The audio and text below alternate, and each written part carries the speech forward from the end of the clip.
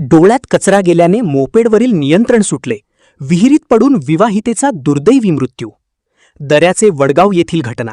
आपत्ती व्यवस्थापन पथकाने विहिरीतून मोपेड बाहेर काढली. दऱ्याचे वडगाव येथे झालेल्या दुर्दैवी अपघातात 30 वर्षीय विवाहितेचा बुडून मृत्यू झाला. डोळ्यात कचरा गेल्याने मोपेडवरील नियंत्रण सुटून वाहन थेट विहिरीत कोसळल्याने ही दुर्घटना घडली. मयुरी विशाल बेनके, वय 30 असे मृत महिलेचे नाव आहे. मिळालेल्या माहितीनुसार दिनांक 17 मे रोजी रात्री सुमारे 9 वाजण्याच्या सुमारास मयुरी बेनके या प्रकृती अस्वस्थ असल्याने पती विशाल बेनके यांच्यासोबत मोपेडवरून रुग्णालयाकडे जात होत्या.